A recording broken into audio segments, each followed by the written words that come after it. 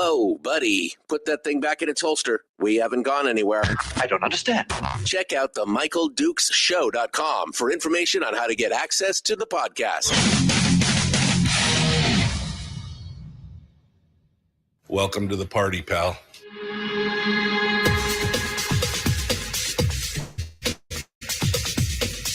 The Michael Dukes Show. The greed and the entitlement is astounding to me.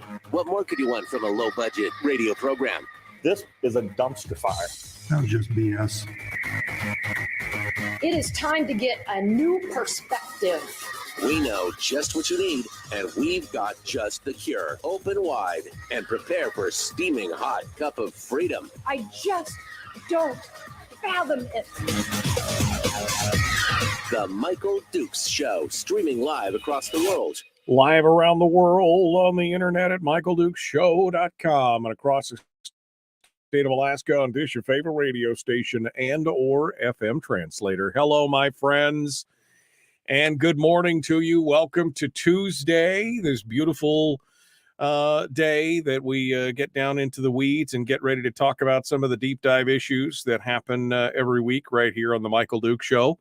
We're about to be joined by Brad Keithley from Alaskans for Sustainable Budgets, who's going to give us the weekly top 3. That's right, the big 3 things that he thinks are important. I mean, you may not think they're important, but he thinks they're important. And we're going to discuss them at great length for this entire hour. In fact, we're going to get into this. And there's some doozies in there this morning, so we're going to talk about that. In hour 2 today, we're going to be following up with some of the Brad's topics, and I'm going to give you some deeper thoughts. Deep Thoughts with Jack Handy. That's where we're going to be coming up in hour 2 as I recap some of that stuff. We're also going to talk a little bit about inflation. I came across this thing called the Chart of the Century. And I don't know if you've seen this or been following this. This is from an economist over at the American Enterprise Institute. And I got to be honest with you, it's got some astonishing stuff in it. So we're going to talk about that as well. And then Chris Story won't be joining us today. So I'm going to do my best to give you a little bit of good news at the end of the show today. And there is some good news.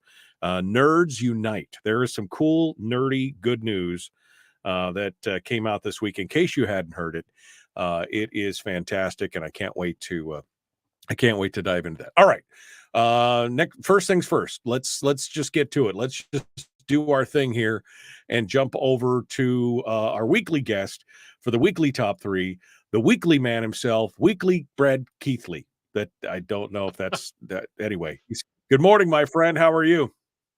Michael, I'm doing great today. I'm just coming off a sneezing fit, so hopefully it's over. Hopefully I won't won't be doing that in the middle of the show. I will be my finger will be hovering over the mute button just in case you get stuck on a sneeze. I know how that is sometimes. I don't think I've sneezed more than 3 times in a row in my life, and the other day I must have sneezed like 6 times. It was the most frightening thing I've ever experienced.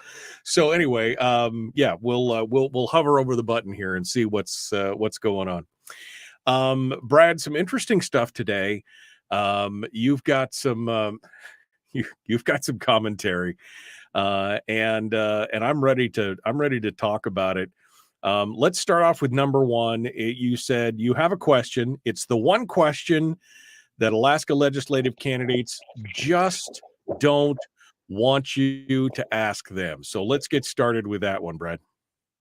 Yeah, I think the sneezing fit may have dislodged my ear plugs also. So, okay. Yes. So I was following some people on Twitter, and I saw one comment that just really gelled for me.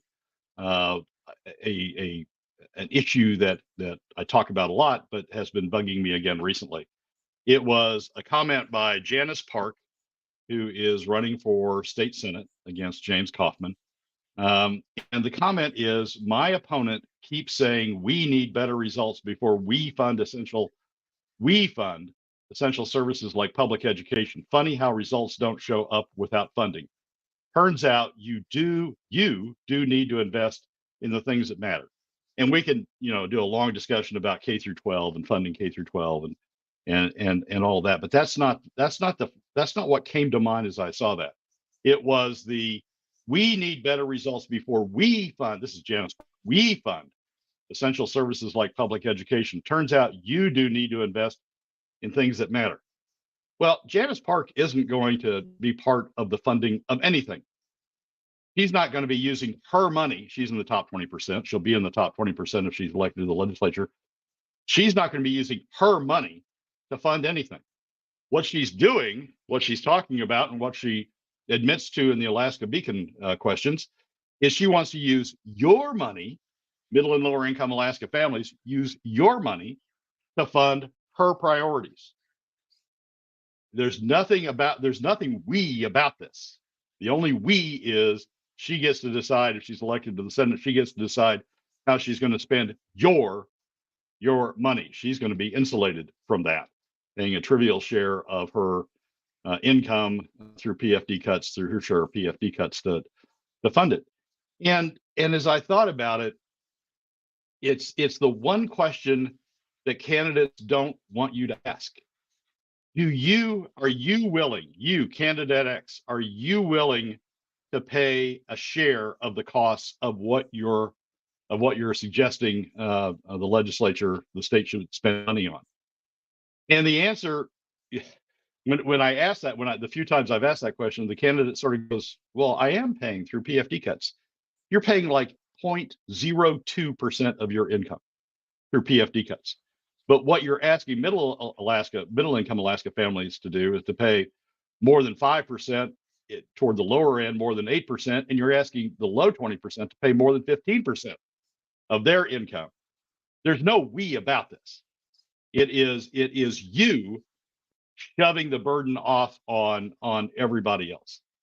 And candidates, when the few candidates I've asked this of, candidates go, well, I'd be willing to do something about it. Janice Park, in her Beacon comments, said she'd be willing to adopt Elise Galvin's income tax as an approach to revenue. Well, we've analyzed that. We've talked about it on the show. We've talked about it in the landmine columns, and that's a very, very thin veneer of revenue that would be raised through Elise Galvin's income tax. The bulk of it would still come from PFD cuts. And they like to say, oh, well, but we'd be contributing more. They'd be contributing a little bit more. They might go from 0.2 or 0.02% all the way up to 0.2% of their income with that tax. But it would raise, I think the fiscal note accompanying Galvin's bill is like more $100 million out of a $1.5 billion deficit. It would raise $100 million, a little over $100 million. And so you're not, what that is, this thin veneer that they're going to use to try to protect themselves about, yeah, I'd be willing to pay more. I'd be willing to pay. Well, it's not more. Even if you add that on, we did an analysis once of all of the House Finance Committee members. And what they would pay personally, looking at their APOC reports and what their income is, what they would pay personally as a result of the various bills. And all of the bills that involved some sort of broader base had them paying a little bit more, but still pushed the bulk of the burden because they didn't generate much revenue, still pushed the bulk of the burden off on middle and lower income Alaska families through PFD cuts, because you had to use PFD cuts to fill in behind the little bit of revenue that their bills raise. Right. So when she talks about we need better results before we fund essential services, she ain't talking about her. She's not talking about her contributing more to pay for this stuff. She's talking about everybody else. So let me rephrase that. We need better results before we can take more of your dividend to pay for those results. Right? I mean, that's kind of she's standing there stamping her foot. We need better results before we can take more of your PFD. Well, no, that's what she's saying to Kaufman. What she's saying is we don't. What she's saying her results is funny how results don't show up without funding. She's saying we need to take your money sort of before we see better results. We got to build it to make sure that they'll come there, is what you're saying. Yep. And it's just, and Michael, the hypocrisy of it is just overwhelming. I mean, all these candidates, Jesse Bjorkman's another one down in the Kenai. We need more education funding. Well, Jesse, you going to help pay for it? No. PFD cuts are a good thing to use. I oppose, says Jesse. I oppose Ben Carpenter's sales tax because I'd have to pay for some of it. I and my donors would have to pay for some of it. It's the hypocrisy of these candidates is just overwhelming when they start talking about we need to help, we need to pay for it. It's not we, right, Charlie. It's everybody. It's the 80% of the family, 80% of Alaska families that aren't you. It still hits me all the time, Brad, is the fact that all these people just seem immune. We were talking about this with Nick Begich yesterday. They just seem immune to arithmetic. Right? There's money in and there's money out. You can't just keep taking money out and expect it's all going to work out. Everybody's got to put a little skin in the game, and as long as they can take the PFD, it'll be fine up until the PFD's gone. And then it'll be, we need more money. I mean, it's just, there is never enough. There's just never enough on the other end. Michael, we have this debate between the two of us often. If they had to pay, if candidates had to pay, if Natasha had to pay the same percent of her income that she proposes to take out of the pockets of middle and lower income Alaska families through PFD cuts, if she had to contribute the same percent of her income, I think the results of what we're seeing at the legislature would be far different. I think they'd go, whoa, you're proposing to take my money now for government. Before, hey, it was good. Before, we could just take middle and lower income Alaska families' money. That was fine. But you're proposing to take my money now? Wait. We need to look at the spending but before we go off and do that. And I think if candidates had to confront, Alaska is unique in that we've got the PFD and they can cut the PFD and they can legislators can look like heroes because they funded things, but they haven't had to pay for it themselves. They and their donors haven't had to pay for it themselves. If we existed in a normal state, in a state where legislators also had to contribute to the costs of the spending programs they were voting on, I think the results would be different. I think people would push back. Their donors would push back on them. They would push back on the legislation, and I think we'd have an entirely different thing. But we've got a system now where they get to say, like Janice Park does, we need to see better results before we fund essential services. Well, there's just no we to it. They say that, but that's not what's going on. What's going on is they're pushing it down the hill. What she meant was the royal we. The we is in the nouveau riche nobility of the legislature. The royal we is what it means. And you're right. What's the low income impact again, Brad? 24% or something of PFD on the lowest 20%. Yeah, it depends on what the deficit is, but it's 15 to 20% based on current deficit. So could you imagine somebody like Natasha von Imhoff having to fork over 15 to 20% of her income every year towards the state government? You make $1 million a year, you got to pay $150,000, $200,000 to the state government to pay for all those services. Yeah, there'd be a bit of a revolt. If I had to pay another 15 to 20% on what I'm already paying, there would be a revolt. Not that it would take that much. You and I have talked about that. It takes but a fraction of that if it's spread equally to make up for that. But yeah, everybody would have skin in the game. I'll be honest. I'm just sick of the whole thing of they just, again, spending in ad infinitum. It's never enough. Whatever it is, it's never enough, which will lead us on to number 2. So Brad, we're going to take a quick break. And when we come back, we're going to talk about number 2. I'm already exhausted. All right. The election's not even here. The session hasn't even started. I'm already exhausted about the next session already. Brad he just stuck it in yesterday and twisted it when he sent me this note because I'm about over this already. We're going to continue in just a moment. The Michael Duke Show, common sense, liberty-based, free thinking radio. Brad Keithley is our guest. We'll return with more right after this.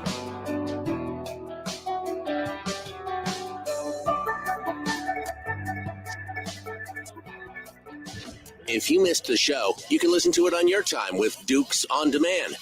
Oh, and it's free. Like America used to be. Streaming live every weekday morning on Facebook Live and MichaelDukesShow.com.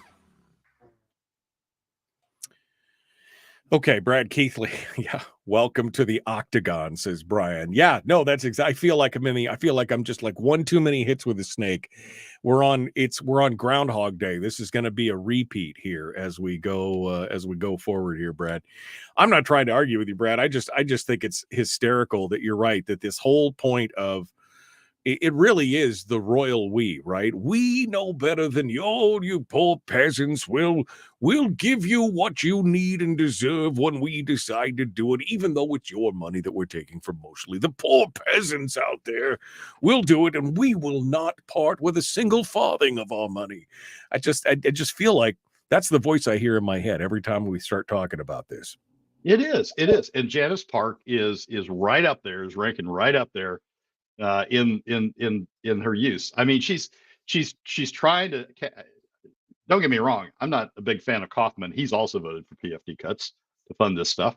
But Park is just out there saying, we need this, we need that, we need to build this, we need to spend on this, we need to find benefits, and it's all this we stuff when she isn't going to pay maybe a dime, but she's not paying anywhere near the burden that she's going to shift to middle and lower income Alaska families with all this we stuff. And you keep hearing this, and it just sort of piles on me and finally gets to me. It's the hypocrisy of all this. I know what we need. I know how we need to invest. And so I'm the voice of the people on how to invest. No, you're not. You're not putting a dime into this. It's everybody else you want to pay for it, and you want to cover yourself with this thin veneer of, I support an income tax, I support Elise Galvin's income tax. Oh, goody. You raise 1/15 of the amount of revenue we need. The other 14/15 are going to have to come from PFD cuts, but you feel all good about yourself because you say that, I'm willing to pay an income tax. Well, it's when you look into the numbers, the hypocrisy of this group that's going around talking about we need to invest, we need to spend, we need to grow, we need to the hypocrisy of that is just overwhelming. Well, they have all these grandiose ideas. They have all these ideas. I mean, this is part of the problem. And it's always, of course, as we've talked about in the past, it's always about opium, right? OPM, other people's money. I have all these grandiose ideas of what we should do and how we should do it. As long as we have other people's money to spend, it's all good.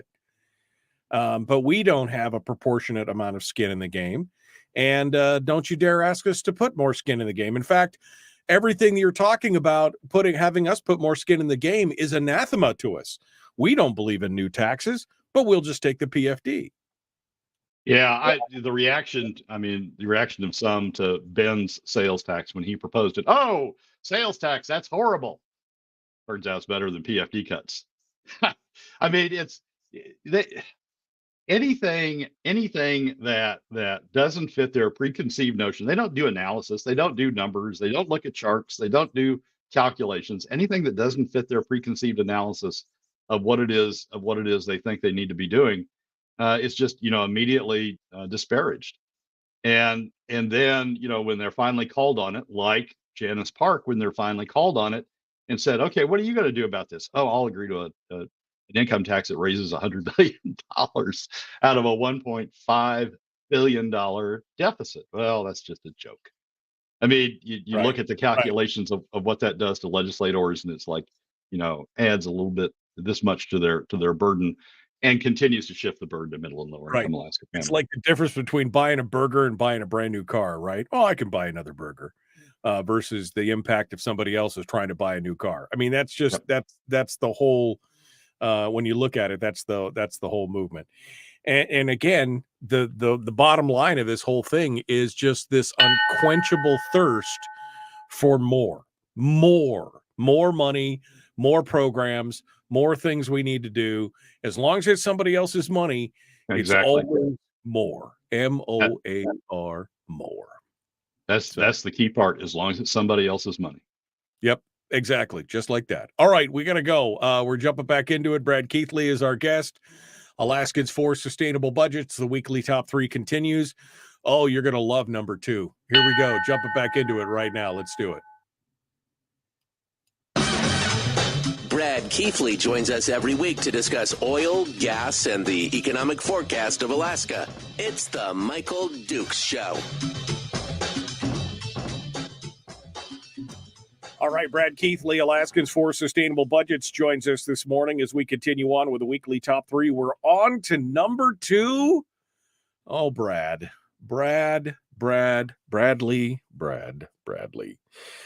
Here we go again.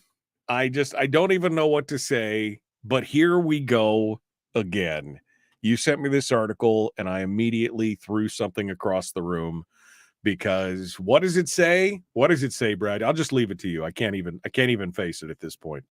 So the headline, this is in the Alaska Public Media this week. The headline is Anchorage School District braces for another significant budget deficit.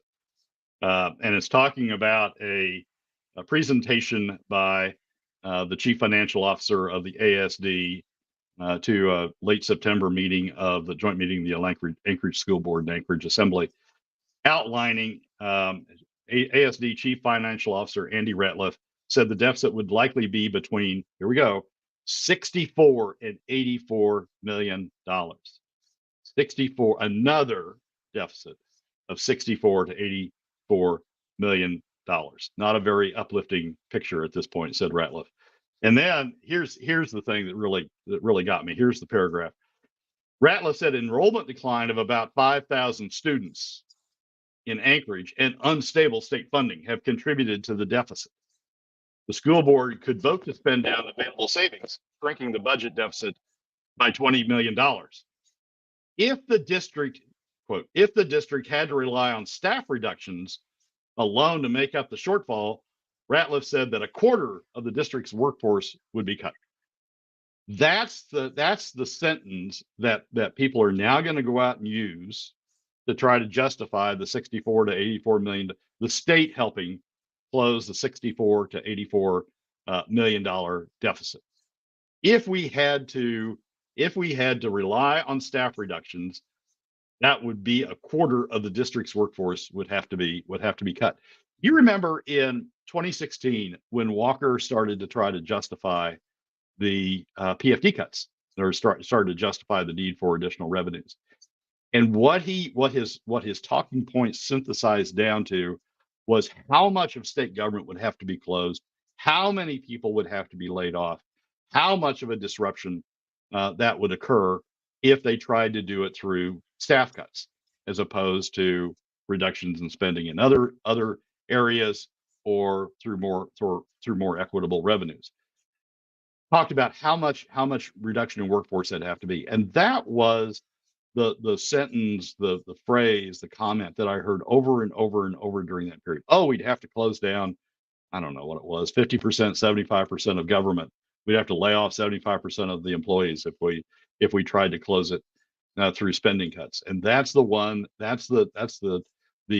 analogy, or that was the principle that they just went back to over and over and over. Now we've got the ASD coming back to the same thing, the same Walker approach. If the district had to rely on staff reductions alone to make up the shortfall, Ratliff said a quarter of the district's workforce would be cut. So we're going to go through this again about Anchorage and by extension, you sort of use Anchorage as the gateway into the rest of the state. By extension, it must be the rest of the state is in dire fiscal need, and we have to increase state funding for these schools in order to make up for it. So the figure that I found really interesting in that same paragraph that will get glossed over in the arguments by those who want to increase spending, Ratliff said enrollment decline of about 5,000 students in Anchorage and unstable funding have contributed to the deficit. They've lost 5,000 students. They're losing 5,000 students. It's a chunk when you look at it. I mean, and is that in a single year? Because if so, that is huge. When you look at the number of students who are in the Anchorage School District, That's almost 10% of their overall student base in a single year, if that's the case. Yeah, I didn't go back to check it. The article is written as if that is a single year number, and maybe it's over a period of time. But 5,000 students. People. You could say people are voting with their feet, and voting with their pencils and things and taking them home, or taking them to charter schools, or taking them to other I guess charter schools would still count in that 5,000.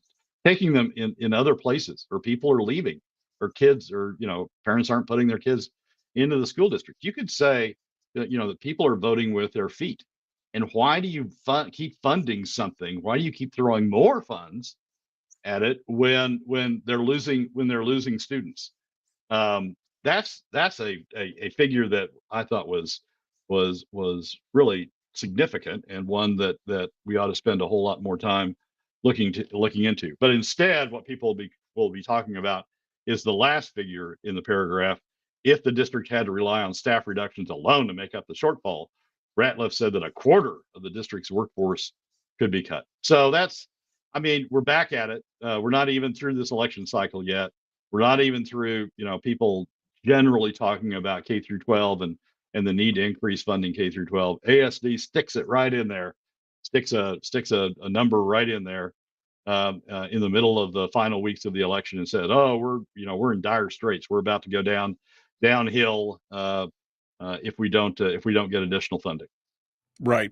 So the budget's not even going to be set till February, right? That's when the budget is set. So they're already sounding this bugle early on because, well, it's election season. We're 3 weeks from the election, 2.5, 3 weeks from the election. And so they're already sounding it now. Don't think that this timing is an accident.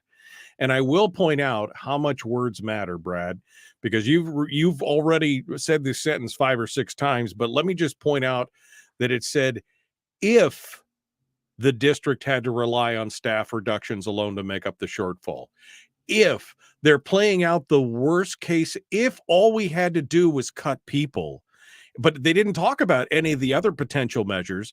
They just said, if we have to only face on. Now, if you did lose 5,000 students, which would be about, with the $5,800 per, about $29 million, right? Would be about 5,000 students.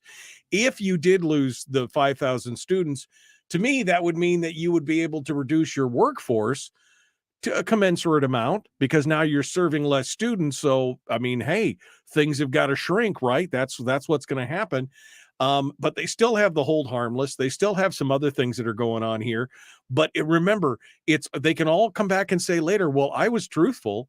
I didn't say we were going to cut a quarter of the district's workforce. I just said, if we were going to rely on that alone, that's what it would be. But of course, the only thing people are going to remember is, oh my God, they're going to cut 25% of the workforce. This is all theater. That's what it is. They're getting it out there to try and bolster the school spending crowd and get them going. This is all 100% political. And if you're telling me that you are such a piss poor manager with money in the school district that you have a second year of another $60 million deficit, somebody needs to be fired. Yeah, so, well, I'm a little fired up about it. You're using up all of your your material for your after segment. Oh no, there'll be plenty left. Trust me. But it's like Walker. You're right. It does say if, but it's like Walker. Walker said, if I have to close this deficit by cutting spending, I'll have to wipe out 50% or 75% or whatever the number was of state government employees and state government and services and all that sort of stuff. It is picking the most damaging way of solving your issue and highlighting that as the key potential when you're trying to get more funds. Right behind that is going to come, oh, we're going to have to close more schools, or we're going to have to close more programs, or we're going to have to close this, or we're going to have to close that.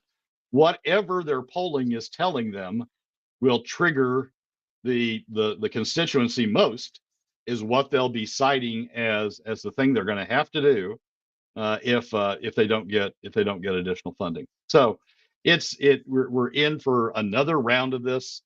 It will last through the election cycle. Certainly, it'll last into the session, and then it'll last through the session with Anchorage leading the way, talking about how desperate its times are.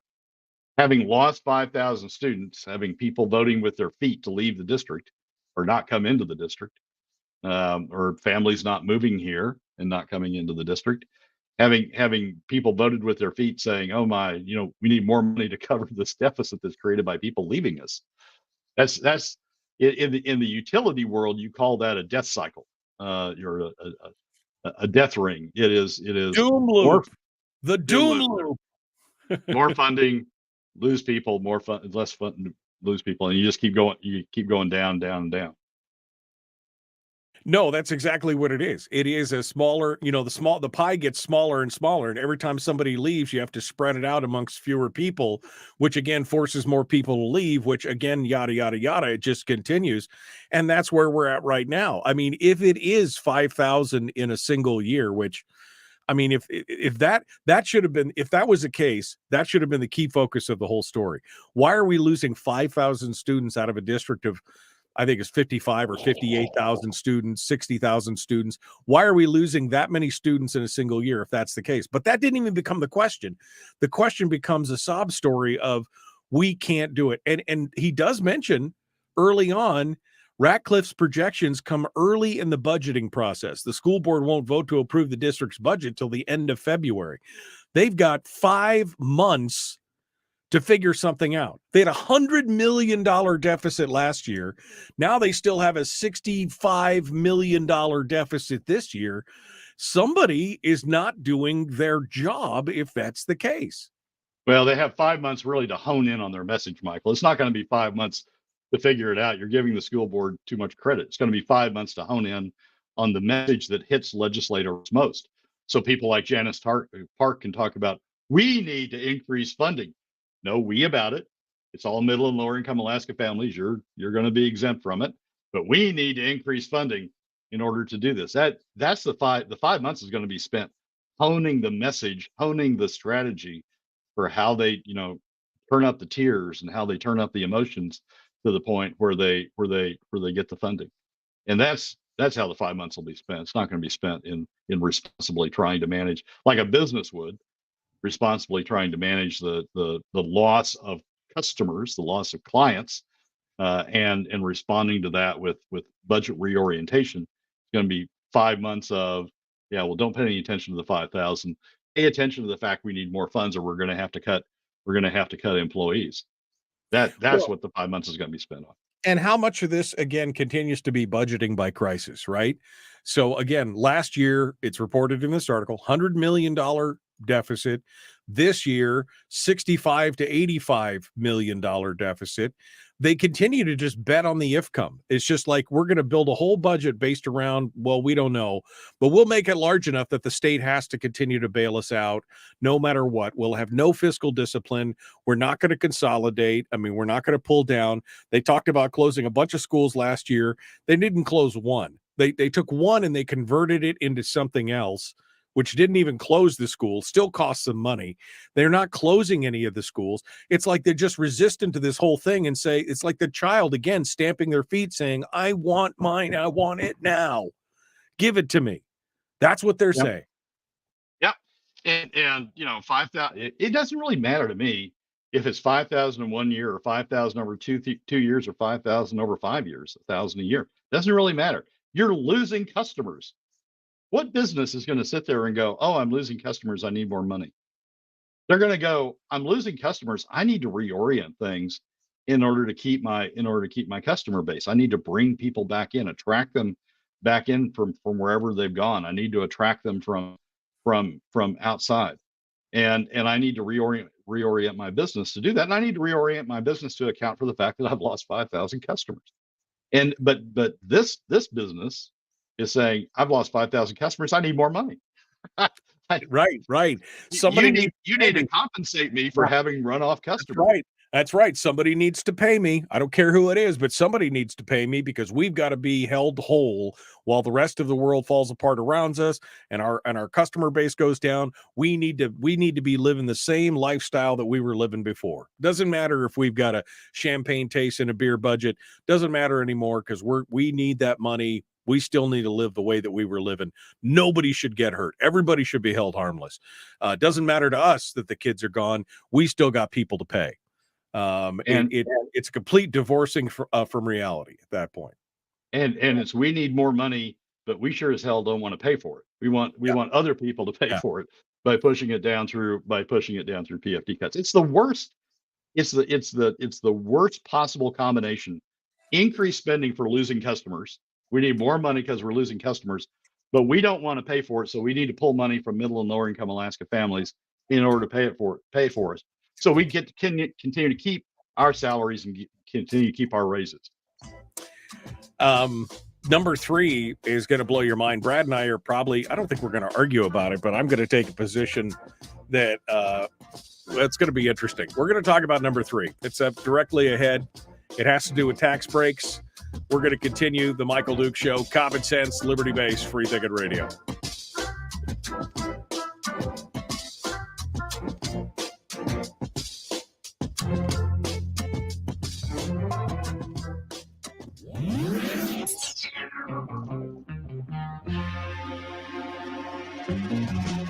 Running on 100% pure beard power. Oh, also some coffee. We dip our beard in coffee. Nice beard. The Michael Duke Show.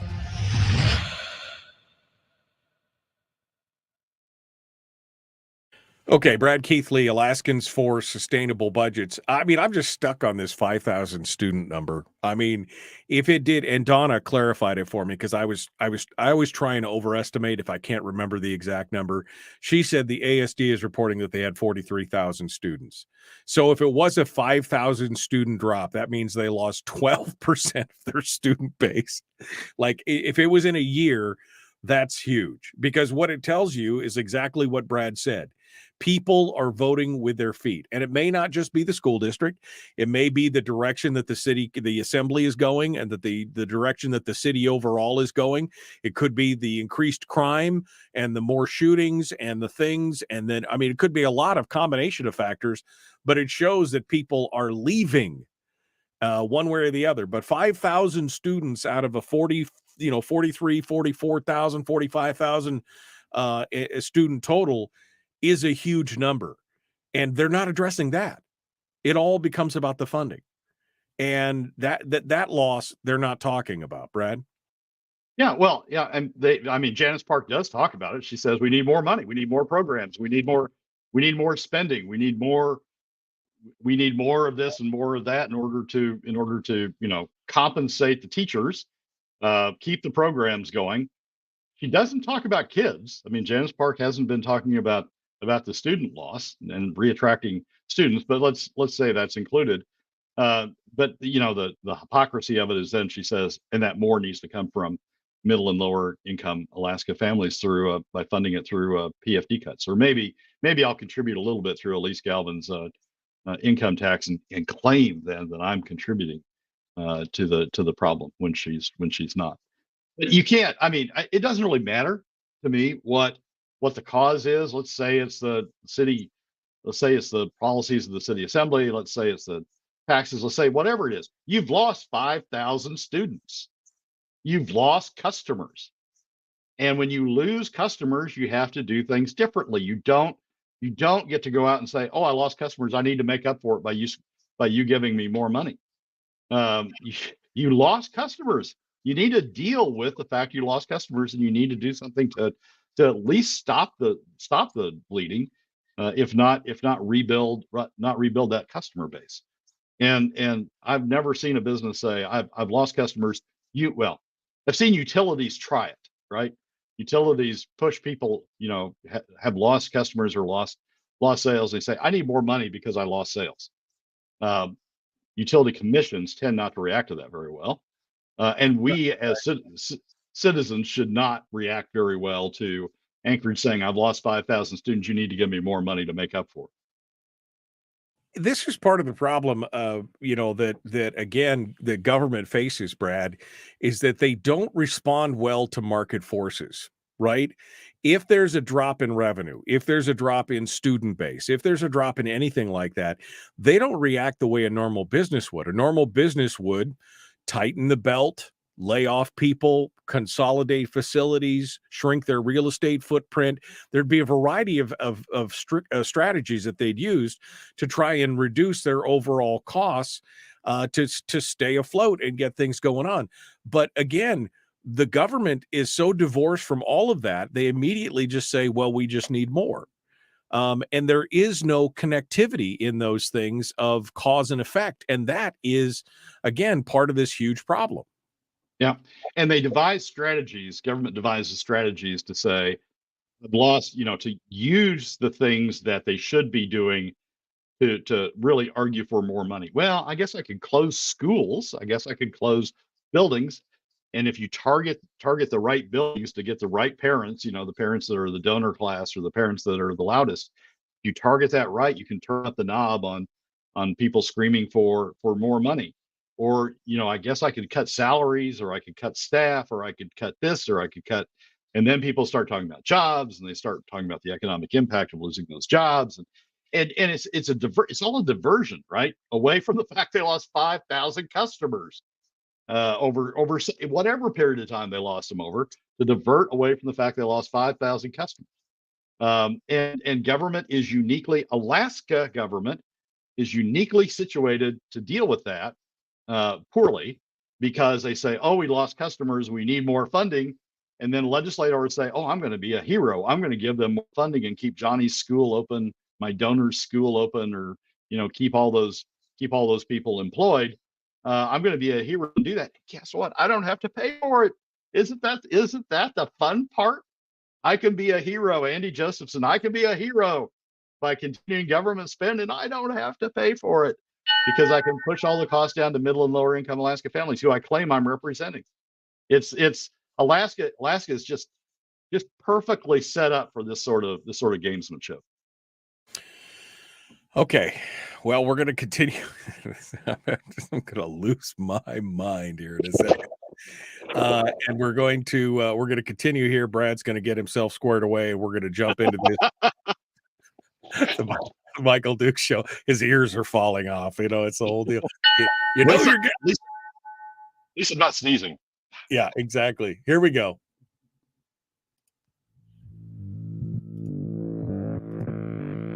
Public enema number one. Oh, wait, sorry. Public enemy number one, which makes more sense. On the other hand, he's a little bit of a pain in the Michael Duke show. All right, we're back with Brad Keithley, Alaskans for Sustainable Budgets. Brad's going to talk about number 3, which has to do with tax cuts. And then I'm going to take a position that probably, it's not going to be antithetical to Brad, but it'll probably make him laugh. So, Brad, go ahead. Let's talk about tax cuts and some of the mythos around tax cuts. Go ahead and give it to me. Mythos? What's mythos? The myths, okay. The lore, the yes, go ahead. All right, I got it. So in a Fairbanks News Miner article, the headline is Congressional Forum in Fairbanks focuses on economic issues. And down at the bottom, it reports on, this is a debate between Mary Peltola, Congressman Peltola, and Nick Begich about the election. And it was hosted by Fairbanks. And so the Fairbanks News Miner is reporting on it. And one of the issues they dealt with was tax cuts. And down at the bottom of the article, way at the bottom of the article, they've got the positions of the parties on the tax cuts. And the question that they were asked about was, what are the 2017 Tax Cuts and Jobs Act that is set to expire in 2025, next year, the beginning of the next congressional session, what steps they would take to make sure tax policies favor economic growth and business competitiveness. And the thing that really interests me is the report is both candidates agreed that they would support the renewal of the Tax Cuts and Jobs Act and support the continuation of the lower rates that resulted from the Tax Cuts and Jobs Act. Most economists I would dare say almost all economists, because even Cato Institute admits to it, have agreed that the Tax Cuts and Jobs Act has resulted in increasing the deficit, lowering revenues from where they otherwise would have been under the pre-Tax Cuts and Jobs Act. There has been some revenue response. There was some increase from the lower level that the Tax Cuts and Jobs Act could have, that some predicted the Tax Cuts and Jobs Act could have resulted in, that there was some additional investment, there was some additional revenue to the Treasury produced by it, but it's not enough to offset the reduction that the Tax Cuts and Jobs Act created. And so the extension, most economists, Cato's an exception to this a little bit, but most economists agree the extension, it will have the same effect. It will continue to widen the deficit that is occurring in federal spending. Now, if you ask Nick about the deficit, Nick says the deficit's wrong. We need to close the deficit, and you can reconcile these positions, but it's hard to say. It's hard to say I agree to continued tax cuts that are widening the deficit, and at the same time argue that we've got to close the deficit. Now, Nick would say he's going to close it all through spending, and would reconcile it that way. It's better to have tax cuts and have some increased revenue, some increased investment, some increased revenue to the Treasury that contributes in part to paying for itself, and then spending cuts are going to do the rest. And he would say that's how he's going to close the deficit. But it's funny that the spending cuts never happen. I was reminded as I was reading of this of a Brookings Institute analysis of the Reagan tax cuts. The Reagan tax cuts when President Reagan was first elected, and those were dramatic tax cuts. As summarized by Brookings, the top rate fell from 75% to 50%. But even then, the tax cut didn't pay for itself. According to later Treasury estimates, it reduced federal revenues by about 9% in the first couple of years. In fact, most of the top Reagan administration officials didn't think the tax cut would pay for itself. They were counting on spending cuts to avoid blowing up the deficit, but the spending cuts never materialized. So the lesson, when you look back over this period from the Reagan tax cuts on through the Bush tax cuts and on through other things, the record is, yes, people say that we will close the deficit by increased economic activity resulting from these tax cuts. And there is some increased economic activity. There is some increased revenue from that increased economic activity. And there is some contribution toward closing the deficit, toward closing that gap from that. But the rest of it always has to come from spending cuts. And the spending cuts never happen. So the deficit continues to grow. It's hard for me to take, especially Peltola, who's been voting for increased spending. It's hard for me to take those statements, concerned about the deficit. We need to close the deficit. I want to do tax cuts, and we'll do that in part through reducing spending. It's hard for me to take all that and sort of agree with it, because the history tells us that we just don't do the hard part. We don't do the spending cuts that are necessary to it. One other thing that I think is useful, and this comes from Cato, the most pro-growth tax cuts tend to be permanent changes that increase the after-tax return to investment, such as business expensing, lowering business taxes, and cutting capital gains taxes. And that was a lot of the 2016 Tax Cut Act. These types of changes can at least be partly deficit financed without worsening the long-run fiscal outlook, and could improve it if the revenues generated over time. But tax cuts for businesses are always combined with tax cuts for individuals, because the Democrats argue with some justification. The Democrats argue, look, if you're going to cut taxes for business, you need to cut taxes for individuals also. You shouldn't give business all the benefit of the tax cuts without giving individuals. And this is what Cato says about tax cuts for individuals. Tax cuts for workers and consumers also have some positive effects, such as encouraging additional work in entrepreneurship. but most are not sufficiently pro-growth to expect a larger economy to make up most of the lower revenue. Individual tax cuts are still worthwhile, but they should be paired with spending cuts to ensure the reduced revenue is sustainable. That is, that it doesn't grow the deficit. So even if you say, look, we're going to make these tax cuts, or they're pro-growth because we're going to make these tax cuts entirely on the business side, that's not going to happen, because you're going to have to include individual tax cuts to get it through Congress. And when you include individual tax cuts, you end up severely dampening the pro-growth effect. The overall package severely dampens the pro-growth effect of the business tax cuts, and so you end up with increased deficits, lower revenues, and increased deficits. The key is, are you really willing to step up and make the spending cuts? And the history is, from Reagan on, that hasn't happened. And so what tax cuts have ended up doing is increasing deficits. I'm not necessarily arguing against the tax cuts. I'm not necessarily arguing against the extension, but you've got to really hit hard on the need for spending cuts to go with it. And in fact, you need to start your statement with that. I'm for tax cuts if and only if we started off with big spending cuts. Then the tax cuts have the opportunity to be revenue neutral.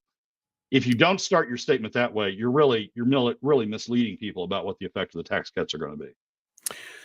Surprisingly, as a libertarian, I'm in favor of the tax cuts, because I understand that that they don't pay for themselves in the short run. Over the longer term, and I think if you look at it over a larger window, it probably makes up some of it, but not all of it. I'm still for it, because again, taxes are theft. All right. And if we don't figure out a way to starve the beast, and here's the thing, they can't print money forever, Brad. It's eventually going to have diminishing returns. Now, it's going to do one or two things. Either they're going to learn their lesson and figure that out, or the markets will figure it out for them and the dollar will crash. One of the two. Now, I hope for the one rather than the other, but eventually the wheels are going to come off this bus. They just can't keep doing what they're doing. Yeah. Well, Michael, it's been 45 years since the Reagan tax cuts. And this analysis done by Brookings was what, last year? Yeah, 2017. So it was with 40 years, well, nearly 40 years, perspective at that time, and concluded that even though the Reagan tax cuts were huge and should have generated a lot of activity, and they did generate a lot of activity, it wasn't enough to make up for the deficits they created. Same analysis of the Bush tax cuts in the early 2000s. And so, yeah, we can say, they're ultimately going to get the message, and they're going to start offsetting these revenue reductions with spending cuts, but it just hasn't happened. And I'm not sure I'm cheering for the alternative where, everything crashes and burns and the dollar becomes worthless and all that sort of stuff. That's not my idea of good policy or idea of a good landing point. So, well, I got so wrapped up in this, Brad, I ran over the end of the hour. So we're in overtime already. I've just, I know that's not that it doesn't feel, my position doesn't feel like a responsible position, because I'm angry. And I think I'm matching the feeling of a lot of Americans who are basically saying the same thing, who are saying, it's got to stop. And you're right. Do they have the fiscal will to do it? Do they have the political will to do the fiscally sound thing? Obviously not. Would I hope that Begich would get in there and be a lone voice? Maybe he and Mike Lee and 5 or 6 other guys out of 500 would say, we've got to do the right thing, or that we're going to hit the wall. Maybe it'll make a difference. Maybe it won't. But in the meanwhile, I'd rather that citizens had more of their own money to do what they could do to prepare for the end, because that's kind of, really, am I wrong? That's kind of what's going to happen, because as you said, they're not going to stop. The only thing that's going to stop them is the events themselves. That's what's going to stop them at this point. Am I wrong? Or what are your thoughts on that? Is the end coming because they simply can't control themselves? Or will they pull back from the edge? Oh, I don't think they'll pull back from the edge. I think it's like Alaska; they'll just go plunging over the edge and just keep doing it. I mean, Alaska kept spending, even though we're now into PFD cuts, taxes on middle and lower income Alaska families. They just keep spending, and I don't have faith that Congress is capable of stopping itself. I mean, again, I'm a pay as you go guy. I mean, that's my fundamental starting point. You want to spend something? Fine, go ahead and spend it, but you and me have got to pay for it. We both got to pay a substantial amount for it. We can't deficit spend. We can't rely on future generations as the federal government does by issuing bonds, and we can't rely on middle and low income Alaska families as Alaska does by pushing it down to PFD cuts. You and I, us, the ones that are voting for it, we've got to be responsible, and we've got to pay for it. If we are not willing to pay for it, then it's something we ought not be doing. We ought not to be saying we need it, but we're going to make somebody else pay for it. We've got to have that responsibility. And to me, taxes are, I mean, as bad as they are, and I understand that they're theft, but as bad as they are, they're paying for it. They aren't paying all of it. I mean, if we're going to keep this spending up, we ought to be paying for all of it, and taxes, frankly, ought to be higher. That would help curb spending. But I don't get real excited about let's just go crash and burn. Let's just keep cutting taxes and keep increasing spending. I'm not excited about the crash and burn. I'm saying it's inevitable at some point because they cannot control themselves. And I would rather the people who are there, who are trying to live day to day and who are going to be paying the price. Because trust me, Brad, if the yogurt hits the oscillating rotor, do you think the elites in Washington are really going to feel the pain? They're going to be isolated, right? They're the nouveau riche nobility. I mean, they're the lords of the land. They won't feel it. The economy could crash, the wheels could come off the bus, and they'll just be sitting on their private islands or wherever in their bunkers or whatever picture you want to paint, and they're not going to feel it. It'll be the mom and pops, the people who are trying to put their kids through school, the people trying to live on a different, on a set retirement. They're the ones that are going to feel it. I would rather they have the money in the short run, in the beginning, to be able to prepare and deal with something like that than give it to the politicians, even if it hastens the end at that point, because it can't continue. Well, yeah. But we are hastening the end. I mean, if we continue to go down this road, and it's to some degree, it's a chicken and egg situation, right? I mean, Nick Begich would say, "Oh, I'm going to cut spending so we can afford to do these tax cuts," and they're going to sort of be a little bit closer to revenue neutral than maybe not, but yeah, they're still going to create deficits. But we can still do that because I'm going to cut spending, and to me, a pay as you go guy. That is, okay, show me first, because we got a 25% deficit in the federal budget. Show me first that you can cut spending, and then we can start talking about, some proportionate response in terms of cutting revenues. But it's never that way. It is, I'm going to cut revenues, and I'm going to get some of it back through economic growth. Can't argue that doesn't happen, because it does. I'm going to get some of it back through economic growth, and I'll get to cutting spending. Don't worry, I'll get there. And they just don't. I mean, Don Young used to, and Ted Stevens both used to, praise themselves for how much spending they got brought home to Alaska. Dan Sullivan does it as well. Lisa does it as well. Mary does it as well. Look how much spending we got brought home to Alaska. Well, you get to bring that spending home to Alaska unless you vote for everybody else's spending that they get to take home to their state. And by the time that's done, spending grows. And when spending grows, the deficit increases, and we get nearer and nearer the crash and burn. So again, I'm not against tax cuts, but I am a pay-as-you-go guy. And to get the dessert of tax cuts, we need to eat our peas and carrots. We need to finish the peas and carrots of getting spending under control. If we can't do that, we don't deserve the dessert. Okay. Will you stick on with me for 5 minutes just to finish this thought? Because we're right at the top of the hour. We're going to jump back into it, and I want to finish up, and I want to apologize to the listeners for losing my mind at the end there. But I want to know, how do we fix that then? If that's the case, I want to know, how do we force that kind of change? Brad Keithley is our guest. The Michael Duke Show continues. Common sense, liberty-based, free-thinking radio. Here we go. Don't go anywhere. Back with more right after this.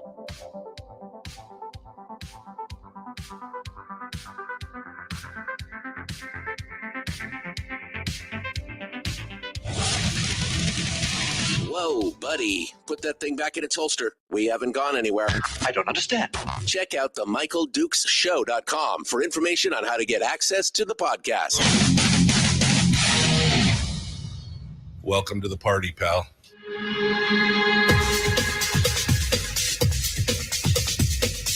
The Michael Dukes Show. The greed and the entitlement is astounding to me. What more could you want from a low-budget radio program? This is a dumpster fire. Sounds just BS. It is time to get a new perspective. We know just what you need, and we've got just the cure. Open wide and prepare for a steaming hot cup of freedom. I just don't fathom it. The Michael Dukes Show, streaming live across the world. Live around the world on the internet at michaeldukeshow.com and across the state of Alaska on this your favorite radio station and or FM translator. If you were listening to us in hour one, I have to apologize. I was so wrapped up in what Brad was saying, and I'm so agitated about everything today that I let the show run over the end of the hour, and I apologize. Brad was probably in the middle of a very poignant thought when the show ended, and so I apologize. I've asked Brad to stick with us here because we continued with a hot and heaviness throughout the top of the hour, and we're coming up into this first segment here. So Brad has continued on with us, and I want to let me set the stage, Brad, for this for just a second. Brad Keithley, Alaskans for Sustainable Budgets, AK4SB.com. It was the weekly top 3. The last one was talking about tax cuts and how tax cuts don't end up paying for themselves in the long run. They do spur economic growth. They do some other things, but overall, the lack of revenue, you're saying, leads to more deficit spending. My comment was that I don't care. I think that the money is better in the hands of the citizens who are using it, because the politicians are never going to get their appetite for spend under control, which you agree, they're never going to get their appetite for spend under control, but we should pay as we go. So if you want to recap that thought, and then I'm going to ask you the final question, which I told you before we came back from the break, but then how do we fix it if that's not the case? So if you want to tell me, again, where I'm wrong, that we've got, we can't just keep spending it because the deficits just continue. There is no political will. I'll let you recap that thought before we come to the final question. Well, my statement was, I'm a pay-as-you-go guy. I'm one who says we shouldn't be running deficits. We should pay through taxes and through revenues as we go. If something's important to spend on, fine, then we need to pay for it. Both of us, both me, a legislator, or the legislators, as well as citizens, need to pay for it. If it's so important, so critical, so needed, then we ought to be willing to pay for it. If we're not willing to pay for it, it really isn't all that critical. And we ought to fess up to that and not do spending beyond what we're willing to pay for. And my point was, saying that we ought to do tax cuts is sort of like dessert, that we ought to get the dessert of the tax cuts without going through the pain of the peas and carrots, the full meal that comes before it, where we do the spending cuts necessary to get us down to pay as you go, and then you get the dessert of tax cuts. If you get to the point where you've gotten the deficit back in balance, you've gotten the annual budget back in balance, then you can have the dessert of some tax cuts to spur economic growth. You have to do a little bit more spending cuts to do that, but you can do that. You can do that. We're not anywhere near that right now. We're running 25% of the federal budget is in deficit. We continue to grow that deficit, and we're not at the point where we get additional dessert. We haven't done the hard work that deserves additional dessert. Well, but the thing is, Brad, with the people who are in charge, the politicians, Congress, the leaders, we're never going to get dessert. I mean, they're slurping it up. They're slurping the pie up at the table all by themselves, and they're like, "You're never going to get dessert," because they can't control their spending, right? So, and again, you're not saying that you're against tax cuts. You're just saying in the long run, they don't pay for themselves because there's a lack of revenue that they want to spend on something else. So they go deficit spend it or do whatever else. So again, Brian's right. Final Jeopardy question then, Brad. This is Final Jeopardy. How do we fix it? I mean, if tax cuts won't work, if this won't work, if there's no fiscal will to do it, I mean, we're spending $1.2 trillion on debt service this coming year, $1.2 trillion. Then how do we fix it? Yeah, we came to this come to Jesus moment in the early 2010s during the Obama administration when the Republicans put their foot down. Paul Ryan put their foot down and said, "We're not going any further in terms of authorizing additional deficit spending, additional bond issuances until we get this resolved." And 2012, I think it was 2012. Donna can correct me if I'm wrong, but I think it was 2012. There was an agreement reached between the Obama administration and the Congress that we were going to do sequesters. That if we didn't hit certain spending reduction targets, we were going to start sequestering. We were going to start reducing spending on a pro rata basis across all categories and start bringing down spending in that way. It was a default mechanism if Congress didn't do the hard work. Well, guess what? We got to the point when the sequesters were supposed to kick in, and then everybody said, "Oh no, we can't do that." The military people said, "Oh no, we can't cut military spending. In fact, we need to increase military spending." The human needs people said, "Oh no, we can't cut human needs spending. We can't cut the rest of the budget. In fact, we need to increase the rest of the budget." And so, sort of regardless about what was going on the revenue side, everybody, the Congress then came together saying, "We need to set these restrictions of the cuts aside, these forced cuts, the sequester cuts aside, and can continue on spending." That was the moment. That was the come to Jesus moment where everything fell apart. So I would go back. My solution would be to go back to 2012, redo the sequester agreement between the administration and the Republicans, have the Republicans, get on the brakes at the next opportunity, the next time that we have to up the debt limit, put on the brakes, say, "We're not going to do it. This is what we're going to have to do. Get a sequester and then stick to it going forward." And yes, everybody's going to hurt. The military is going to say, "Oh my God, what have we done?" The human needs part, the domestic part of the budget is going to say, "Oh my God, what have we done?" But everybody's going to hurt. And then I think we will start getting this thing back in balance. We will start earning our right to desert. But until we do that, until we live up to that agreement, we don't deserve dessert. We didn't eat our peas and carrots. Well, let's go back to segment one. Donna makes the point. It's not Congress's money. It's our money. Is it really dessert if we're just asking for our money back instead of them doing it? I mean, look, I know you and I aren't going to agree on this, but I think it's the principle of saying this is the problem. The problem is the politicians who basically are ignoring arithmetic. We elect the politicians, Michael.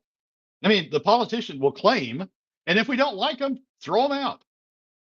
The politicians will claim that they're just doing what their constituents want. Their constituents don't want cuts in the military. Their constituents don't want cuts in domestic spending. We're just doing what our constituents want. And very few of those politicians got thrown out. I guess the logical consequence of what I'm saying is we don't deserve tax cuts. We don't deserve dessert until we do the hard work of throwing out the congressmen that keep avoiding the peas and carrots. That we've got to eat our peas and carrots by throwing out those congressmen that keep claiming that they're coming home and spending a bunch of money on us. But we're not going to solve this until we get to pay as you go. We're not going to get to pay as you go until we do the spending cuts first, because it's too easy to do the tax cuts first and then say, there's reasons not to do the spending cuts. Then we sort of slide until the next time people want to do tax cuts. Then we have this debate. Then they don't do the spending cuts, and then it just keeps on going until we crash and burn. And maybe that's where we're going to end up. But I don't think we I don't think we should end up there. I don't think it's the right thing to end up there. And I think there are ways to avoid it by eating our peas and carrots now before we get dessert. I mean, I would agree that that would be the ideal. The ideal is that we pull ourselves back from the fiscal cliff. We become fiscally responsible. We make sense of it. The problem is, again, I don't think any of the politicians are feeling that. And I feel like we're fulfilling Ben Franklin's prophecy when he said, when the people find that they can vote themselves money, it will herald the end of the republic.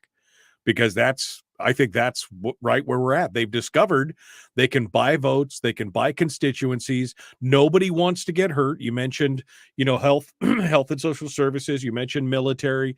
You mentioned it's the same thing going on in Anchorage, right? We lost 5,000 students, but we don't want anybody to get hurt. We don't want anybody to lose their job. And so when they figured out that they can vote themselves money, it's going to herald the end of what we're doing. And my comment and my position on that is right back to what Brian said. The philosophical underpinnings of this show says, shouldn't we focus on putting our own house in order first? And that's kind of where I was at. I agree with you, Brad. I want them to find fiscal discipline. Do I think, if I was a betting man, would I put money on it? Not a single dollar would I put on of them finding fiscal discipline, because history has shown they don't have to. And if the wheels do come off the bus, they won't feel the pain anyway. So what's their incentive to do so? That's my final question, and then we'll wrap it up for you. Well, to respond to Brian, I think that putting our own house in order ought to relate to the government. We ought to put our own house in order first. We ought to put our government in order first. And I guess that, as I said, the logical consequence of what I'm arguing is that voters need to eat their peas and carrots by throwing out legislators, either at the state level or at the federal level, who aren't putting their house in order, who aren't doing the peas and carrots before they dish out dessert. And voters aren't doing that. Legislators aren't doing that. We're going down this hole. But that doesn't mean that there aren't ways to stop going down the hole, and we should not talk about those ways to stop going down the hole. I think going back to 2012 and the sequester notion would be a way to do that. No, you and I are in agreement on that. I'm not saying that we shouldn't try. I'm just saying I'm also a realist that the likelihood of that happening and these guys voting themselves less power would be very small. The likelihood is very small. Doesn't mean that we shouldn't try. Doesn't mean that we shouldn't do it. Most people are not engaged enough to understand the stuff that we're talking about this morning. They're like, la, la, la, I can't hear you. I vote once a year. That's all I needed to do, right? That was my job. And unfortunately, they're just not paying attention. And that's the unfortunate part. And if the super voters don't come together and figure this out, then we're in big trouble. All right, Brad. Well, that was fun. Thank you for sticking late. I know that you got other things you'd like to do while you're on vacation. I appreciate you coming on board and joining us. What are you doing? What are you listening to music again? You're still traveling, right? What are you doing? This is the week of the Celtic Colors Festival, and I'm spending a lot of time going to concerts. I'm going to one tonight. I went to 4 over the weekend. I did 2-a-days over the weekend. And Cape Breton also is a great foodie location, great restaurants. And the inn I'm staying at has a great restaurant, so I'm doing that as well. So eating and listening your way through Cape Breton out there in Eastern Canada. So I appreciate you coming on board. Thank you for sticking with us a little bit longer. And I, again, thank you for all you do. I appreciate it. My pleasure, Michael. We can't stop talking about it, Brad. You're right. We've got to have conversations about it. It doesn't mean that I'm happy about it. And it doesn't mean that I think that we can solve it, but we at least have to have the conversation to say we tried, right? I mean, that's what we can do anyway. So anyway, Brad Keithley, Alaskans for Sustainable Budgets. Thank you, my friend, for coming on board and joining us. As always, it's good to talk with you. Thanks for having me, Michael. All right, folks, we got more coming up. Hour 2 continues. The Michael Duke Show. Common sense, liberty-based, free-thinking radio. If you missed the show, you can listen to it on your time with Dukes On Demand. Oh, and it's free. Like America used to be. Streaming live every weekday morning on Facebook Live and MichaelDukesShow.com. Okay. Brad Keithley, Alaskans for Sustainable Budgets, was our guest, and he stuck with us for a long time this morning. I've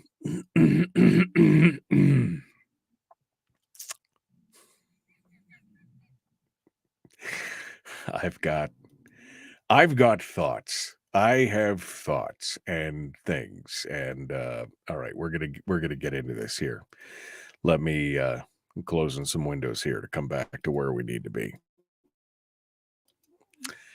You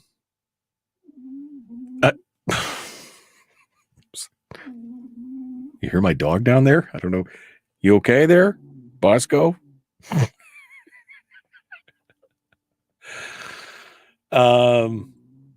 Brian is right. But to the philosophical underpinnings of the Michael Dukes Show, shouldn't we be focused on putting our own house in order first? And that's kind of, I've tried to remain true to my principles from the very get-go on this. I agree with what Brad's saying, is that in the short run, and maybe even in sometimes the longer run, tax cuts don't pay for themselves overall, although they do have a boost on the economy in many ways, maybe some ways that we're not even counting. But even if they didn't pay for themselves, I, for one, am for the citizens having access to all of their money as early on and as soon as they can, so that they can use those monies to prepare themselves for what is, quite honestly, inevitable. My God, it just feels like I'm dooming the. I just feel like I'm just dooming the whole thing right now. It's like all doom and gloom. But again, let me ask you, do you really think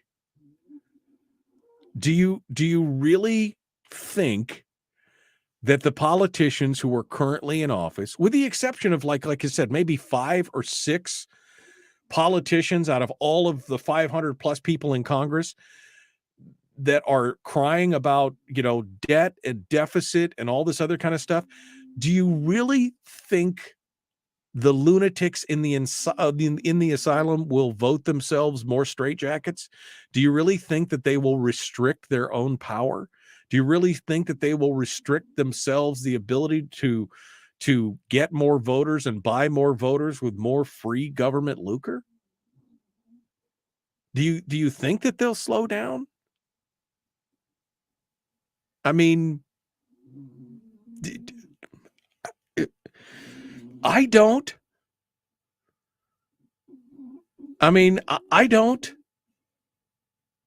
I think what's going to happen is this will continue until we plunge right off the cliff.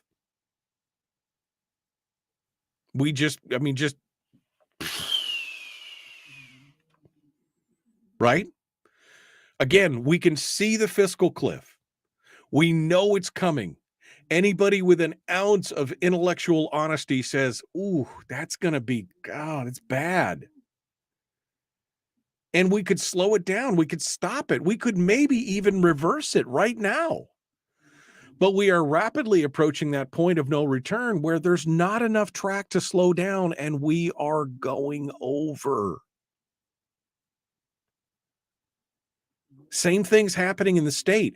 The state, unfortunately, well, I guess fortunately, the state fortunately doesn't have the ability for infinite treasure, right? They don't have the ability for infinite treasure. They can only spend what's in the permanent fund and what's in the other. They've already spent all the other funds dry, right? Now they're going to spend the PFD dry. And God forbid they combine the ERA and the permanent fund itself, and then they'd have another $70 billion to spend dry.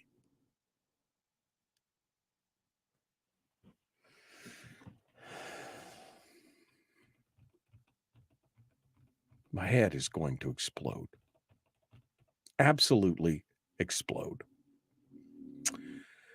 We're looking forward to that good news at the back of the hour. That's where we're at right now. Good news at the end of the hour. That's what I'm looking forward to right now. Let's get back to it. The Michael Duke Show coming.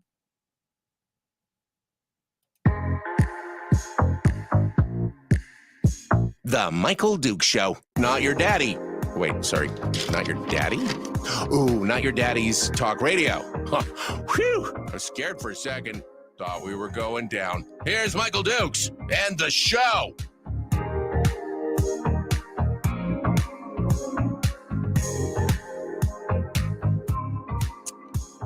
Okay. Welcome back to hour 2 of this Tuesday edition of the show. Chris Story is not available for us today. He's dealing with some issues, so he's not going to be here. To summate today's show so far, Chris in the chat room says, this is all maddening to watch. It is. It's all maddening to watch. This whole thing. For those of you who missed it, we had a very in-depth weekly top 3 with Brad Keithley in the last hour. I was so wrapped up in it and so agitated that I ran right over the end of the hour and then made Brad stay for the first part of the second hour here so that we could summate, because I'm agitated. I'm upset that nobody. Well, that's too broad a brush. I was going to say nobody seems to care. The number of people who actually seem to care about what's going to happen fiscally to this country is vanishingly small. That there are people out there who have been crying into the wilderness, who are saying, you know, the end is coming, right? It's the guy standing with the sandwich board in rags with the bell going, the end is coming, the end is coming. And everybody's like, look at that crazy loon. Don't worry. It'll never happen. We're America. It's too big to fail. You know, Rome said the same thing. I'm just saying, Rome said the same thing. That's what's going on right now. Brad was talking at the end of the hour, last hour, about his number 3, which was the idea that tax cuts don't pay for themselves. Now, Donna Ardwin in the chat room has posted a link up in the chat room from Art Laffer that basically is a rebuttal to the Cato Institute and others saying that for example, the Reagan tax cuts didn't pay for themselves. Laffer does a different curve and shows that that they did pay for themselves. Regardless, Brad was not saying he was against tax cuts. He was just saying that they shorten the revenue and they increase the deficit spending in the short run and potentially even in the long run. To which I said, I don't care. I'll take every tax cut you can give me. If somebody proposes a tax cut, okay. If it's a tax cut for business people, okay. If it's a tax cut for home builders, okay. If it's a tax cut for the common people, okay. Anything that's a tax cut, yes. Why? Because taxation is theft. And the politicians in our government, the ones who are supposedly our leaders, have no interest in being financially, fiducially responsible. Oh, well, of course we need more. I mean, and this trickles down. I mean, we were just talking about the school district in Anchorage. Last year, $100 million deficit. Okay, they've had a whole year. They got bailed out with one-time funding, right? They laid off 100 teachers, but then were able to hire them all back because they got the one-time funding. So you'd think that they'd know, man, we had $100 million deficit last year. Maybe we should start, figuring this budget thing out and pulling it together. And what do you know? They're already saying that next year they're going to have an $85 million deficit again. Why is somebody not being fired? It's not like you're going to find a gold mine in your backyard and say, well, there's our $100 million a year that we've been short this whole time. No, they keep coming back to the people and saying, you just need to pay more. Doesn't matter that we lost 5,000 students over the last 3 years. And that was the Willie posted that up in the chat room. Thank you, Willie.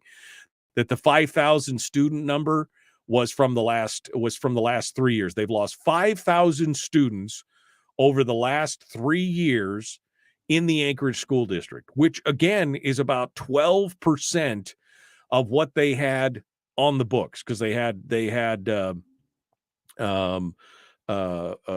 about 48,000 students or something. They were supposed to close a bunch of schools. They were supposed to close 5 or 6 schools last year. They didn't close one. They turned one into something else. Some kind of, I don't even remember what it was, but they took one offline, essentially. You know, any other business, any other household, any other organization would have to figure out a way to consolidate to keep themselves afloat. But because they're government, they can just, no, we just need more.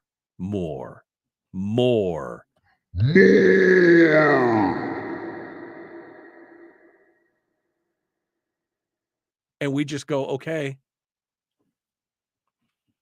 Do you think that these jackals are going to give up any power in the ability to spend and in the ability to buy votes with spending? Brad was right. What was Don Young's big claim to fame? What was Ted Stevens' big claim to fame?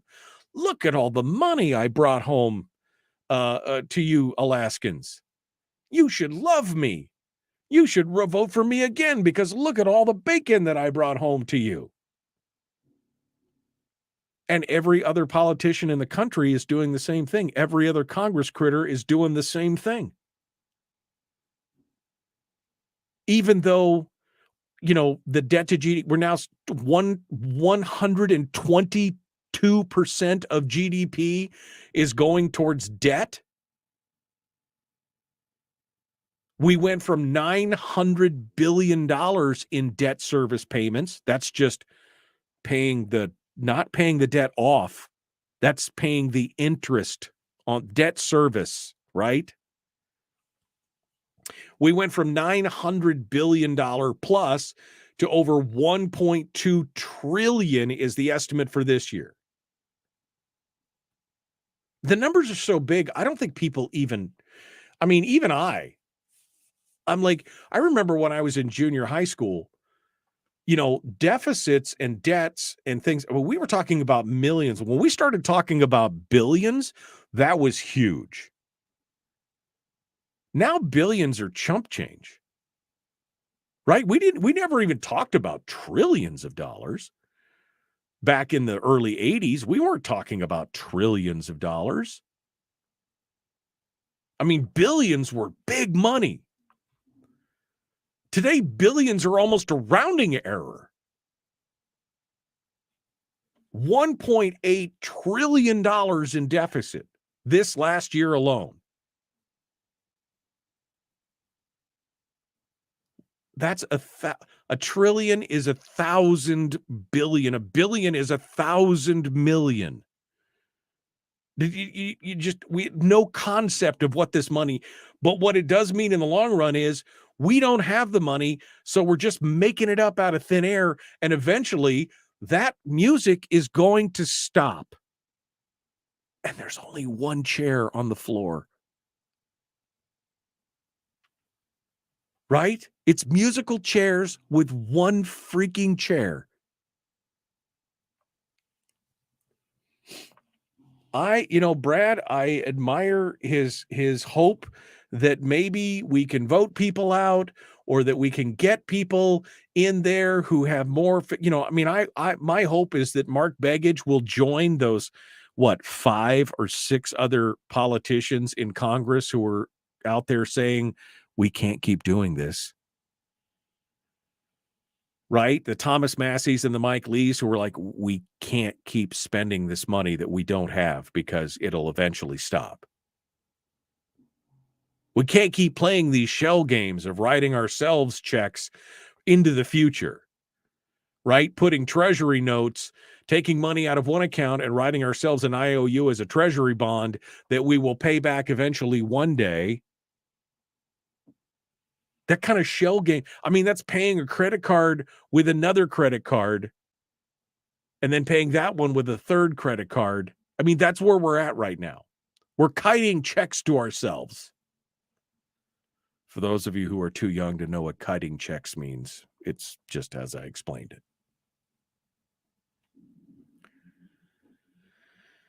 And here's my fear. God, this is just so doom and gloom today. Here's my fear. And this is why I told Brad, hey, I'm all for the tax cuts. Any tax cut that you can give me, I will take. Because if we don't take care of ourselves and prepare ourselves for what is eventually going to happen,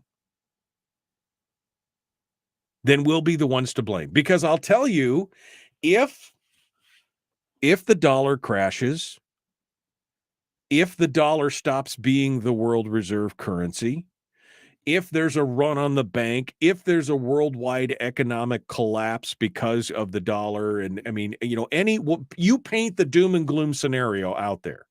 Whatever it is that, you pluck it out of your apocalyptic fiction of whatever you want it to be. You paint that picture, what I was just, any one of those. Do you think that the politicians, the powers that be, the power brokers in Washington, do you think they are going to feel the pain that you feel? Do you think that they are going to be impacted? No, everybody's going to be impacted, but are they going to be feeling the same way that you feel, the mom and pops, the people who are, just getting by to pay their mortgage, who are just, putting a few dollars in the bank, those of you who are on a fixed income retirement, do you think that they're going to feel the same thing? They're going to feel the same pain? They're going to be in the same boat? No. It's like the Titanic. They're in the lifeboats. We're with Jack floating on a piece of wreckage, trying not to slip under the water, while they're sitting in the lifeboats drinking tea. Oh, such a disaster. Such a disaster. Oh, what will we do? Oh. And we're going glug, glug and slipping under the water. So yeah, anytime that I can get some of that money back from the government, I'm happy to do it. Tax cuts, tax refunds, less spending. I mean, it's just, again, wow, this is just such a dark turn today. But this is truly what I believe and what I have believed for the last 10 years. There is no fiscal will to cut the size and scope of government. That the people who are in charge now will do nothing to jeopardize the positions that they're in, so they will continue on with business as usual. We may be able to fix it at the state level, but we'll never be able to fix it overall at the national level, because not only are the politicians in the bag, but as Ben Franklin said, when people find that they can vote themselves money, that will herald the end of the republic. And that's what they figured out. Everybody's getting paid. Oh, the government will give me money? I'll vote for that. Oh, you'll give me more? You'll bring home the bacon? I'll vote for that. That's part of the problem. We can see the train tracks ahead of us. We can see that the bridge is out. And we are rapidly approaching the point that it won't matter how hard we hit the brakes. The train is going to go off the edge of the bridge. I mean, literally, I'm thinking, and who was it? The JD2 Chili had an article about this about 2 months ago. I'm trying to remember the number cruncher organization that went through this. We literally have something like 2 to 3 years to reverse trend on this if we mathematically want to make it happen, to be able to pull back from the edge.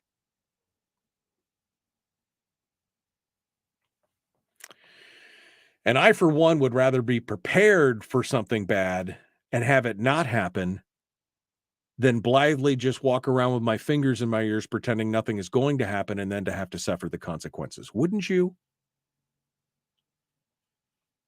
Isn't that what you would want? I just don't even know at this point. Okay.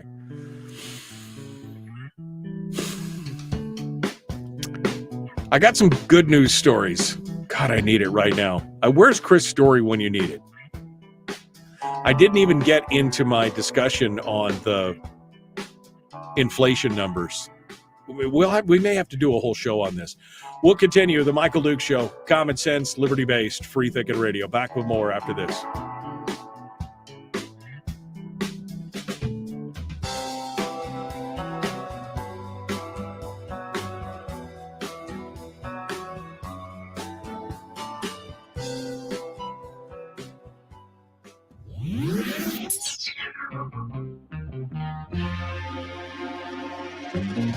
Listened to by more staffers in Juneau than any other show because their bosses told them to.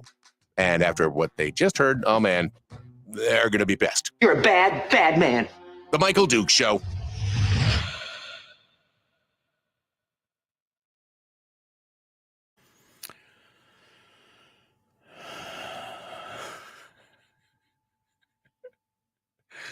I had no idea this morning that I was going to be this agitated. I really, really didn't.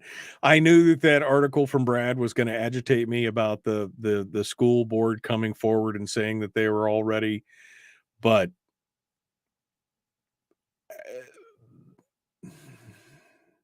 no.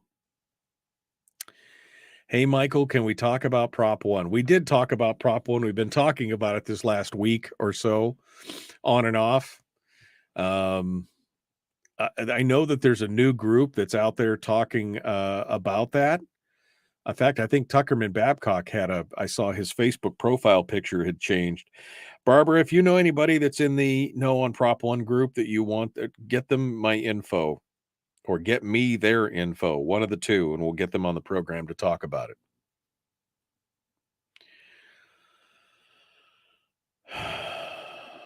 Okay. Yeah, see also the recent Reason piece on Americans becoming more dependent on government. Yes. Yes. Jim says we've already gone off the bridge. We're just waiting to hit the bottom. Terry says, forget about Chris' story. It's on UMD. We need good news now. Oh, yeah. That was another JD Tuchilli story. I should have JD back on. Barbara says, I am not a group. No, I know, but there is a new group. I didn't say you were a group, Barbara. Don't hear what I'm not saying. What I'm saying is, if you know of a group, I know that there is a new group that started because I'm starting to see some things about it. And I've started to see, there was an article about how they're starting to put together a buy or something for that. Anyway, if you don't know anybody, that's fine. But if somebody out there does know somebody who's on the No on One group, have them get a hold of me. That's what I'm saying.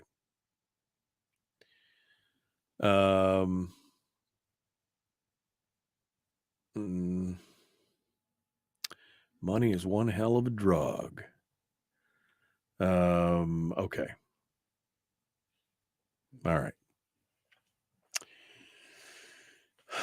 This is what I wanted. This is what I was going to talk about.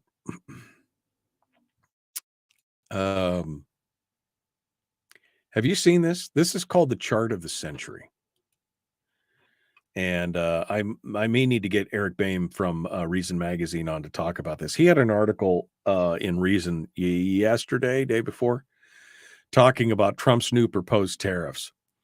And as part of the article, he was talking about this chart that economist Mark Perry has been using. Mark Perry has been putting this together since 2000. And it is... it neatly summarizes which products have become more expensive and which become more affordable relative to overall inflation. The most interesting piece of this, and I'm just giving you a sneak peek because we need to have a whole segment on this. I can't just do it in the commercial break. But the interesting piece on this, especially in light of this recent vote down in the Homer Southern Peninsula area on the hospital, one of the most interesting things, this is the inflationary chart from 2000 to 2023. Look at the highest, most expensive increase over the last 23 years. Hospital services have increased 232% relative to where they were. Now, average hourly wages have increased 109%. So that's not bad. Housing went up 91%. So wages are barely keeping ahead of housing, barely keeping ahead of food and beverages at 92%. But the hospital service, 200, and medical care, that's hospital services. Medical care itself is at 128%. College tuition at 183%. The only thing that got cheaper were TVs. TVs became incredibly cheap compared to what they were back in 2000. 97% under where they were, accounting for inflation. 232%. Overall inflation over the last 23 years, 76% is the overall inflationary factor.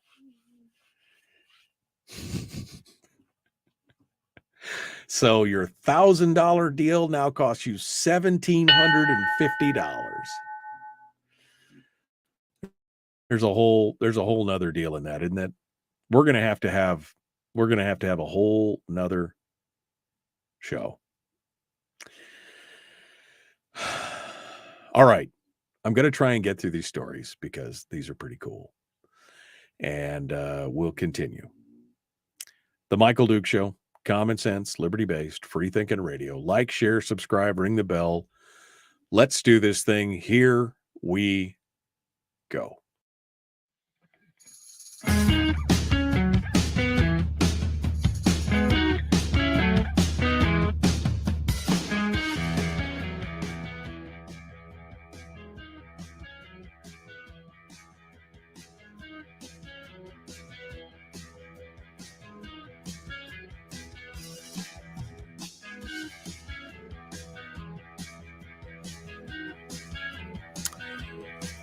Okay, welcome back to the program. Let's try and jive the place up a bit here in the final segment of the show, shall we today? I'm sorry, I did not mean to go so dark, and I didn't mean to go dark side on y'all. Y'all, imagine if Darth Vader was from the South. Join us on the dark side, y'all. We have cookies. All right. Let's get into something a little more fun, not frivolous, but just kind of fun and interesting. I want to start off with this very, very cool thing, which I was excited to see. During an archaeological dig in a desert area north of Jerusalem 40 years ago, they were doing this dig, a seed was discovered, which was at the time determined to be in pristine condition. Now, obviously, it had been there for many years. It was at an archaeological dig site, but it looked like it was still viable. Despite falling from its parent tree thousands of years ago, it has now grown into a mature tree. And botanists examining it believe it may be an extinct species that was used for medicinal purposes for thousands of years, even receiving a nod in the Bible, of all places, mentioning this tree. Neither Israeli botanist nor Dr. Sarah Salon, a physician who founded the Louis L. Borick Natural Medicine Research Center at Hadassah University Medical Center in Jerusalem, could determine what species it was simply from the seed covering itself. So they did what nature intended to do. They planted it in a pot. Using a well-documented technique that saw the 2,000-year-old date palm fruit germinate, they'd done that in the past. Dr. Salon soaked the seed in hormones, liquid fertilizer, and water, and then planted it in a pot of sterile seed and then waited. Despite its genetic code being exposed to environmental stressors for over 1,000 years, in 5 weeks, the seed sprouted up over the ground. The shoot was protected by a cap-like feature called an operculum. And as the shoot grew, the operculum was shed, leaving something for the team to radiocarbon date. So they did. And they narrowed down the age of the seed to sometime between the years 993 and 1202. So this seed has been sitting around for 1,000 years, man. Fast forward 14 years into the future. That plant has now become a 10-foot tall tree. Dr. Salon shared images of the tree, its bark, and its leaves with botanists from around the world. One expert suggested it belonged to the genus Commiphora, found across the Arabian Peninsula and parts of Africa. A genetic analysis subsequently revealed this was the case, but a perfect match was lacking. So they continued looking. At one point, they thought it was an extinct species known from history as Judean balsam, but the best way to confirm that suspicion would have been to have some aromatic traces similar to the resins of the myrrh tree. However, there were no such fragrant compounds. Instead, the chemical analysis of the leaves identified a group of phytochemicals known as guggulterols, which have been observed in a related species called Commiphora widgeti, that's known to possess certain cancer-fighting properties in its resin. A medicinal balm, the origin of which is not known, is mentioned in multiple historical texts, including the Bible. It's called tesori. And rather than the fragrant Judean balsam, it's this tesori that Dr. Salon and her team believe they found. Now, they've got to wait for the tree to produce a flower or a fruit. It's been 14 years. They're not sure how long it's going to take for it to flower or fruit to know if it is the tesori tree. But they're doing some work on it right now, and they said it would be a huge, major accomplishment to grow a seed that old and possibly lead to a resurrection of a biblical botanical. The fact that I said resurrection and biblical botanical in the same sentence really makes me smile. Working in the seed bank, what they really want to do is they want to create more fruits so they can get more seeds for this tree and plant more of them. But I just thought that is so cool that a little bit of history comes back out. And if this is the tesori tree, that's just cool. That's just good news. That's just a good news story. I have a story about an ocean liner being turned into an artificial reef, but what I really want to get to was what happened within the last week at SpaceX.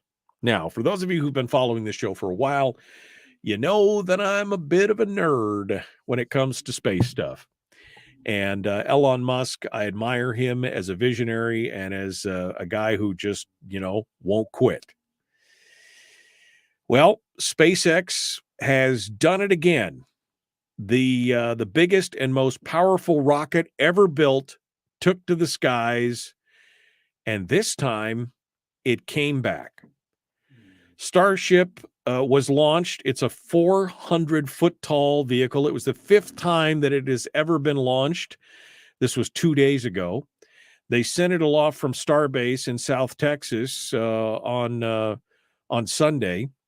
The mission aimed to break a new ground for Starship and for spaceflight in general. They wanted to return Starship's huge first-stage booster known as a Super Heavy directly to its launch mount. Now, this is getting old hat, right? They've been returning the Falcon 9 rockets to the landing pads for the last, I don't know how many years now. For last several years, they've been returning the Falcon 9 boosters, the single boosters, the Raptor engines, have been returning to the launch site all on their own. Well, this one is made up of 24 Raptor engines wrapped inside this giant shell. It's the Heavy, the Super Heavy, and they wanted it to land, but they didn't want it to land on the pad on its legs. So they created what they called chopstick arms on the launch tower. So it's kind of like, you remember the old andirons you have in the fire pit, your fire pit tools, you know, and how you'd hang up the poker on the little deal with the two little forks that would hold up the poker. It's the same kind of thing. These two little chopsticks were sticking out of the launch tower, and it worked. They launched it into space. They separated Starship from the Super Heavy. The Super Heavy returned to Earth and then hovered right in front of the landing pad and just kind of hustled sideways right onto the chopsticks and settled itself down. It was the most amazing thing I have watched in forever. I mean, it was amazing. Then other good news, this is after the 7-minute flight into orbit and returning, where it was caught again by the chopsticks on Maxilla. That same day, they had the Starship, they wanted it to return back to Earth and to splash down in the Indian Ocean. And it followed every flight parameter they gave it and did it exactly the way they wanted it to do.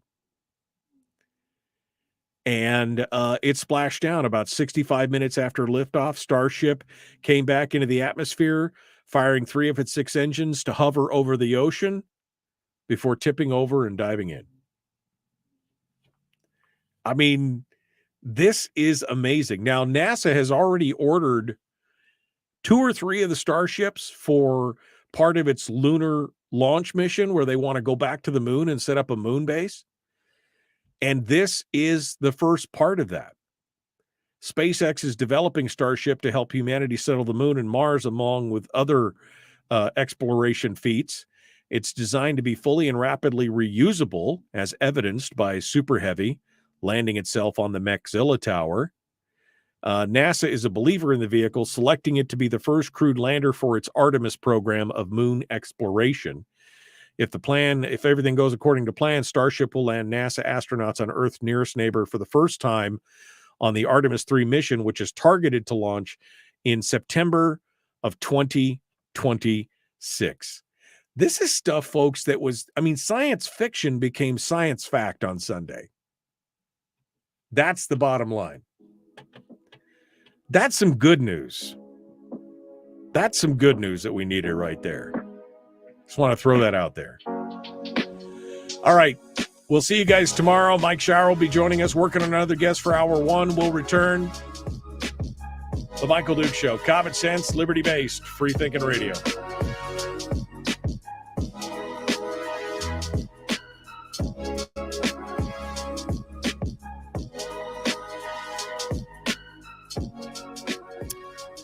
Yeah. Yep. That's just so awesome. So awesome. If you didn't watch that, if you didn't watch the launch and recovery of that, you should go back and watch that, because that just gives you some faith that, anyway, it's just so cool. Absolutely so cool. All right, my friends. Well, thank you for coming on board and joining us. We will be back tomorrow. We hope that you'll come in and be part of it today. Be part of it then, not today, because that would be time travel. Maybe Musk is going to work on that next. All right. We'll see you tomorrow. Have a great day.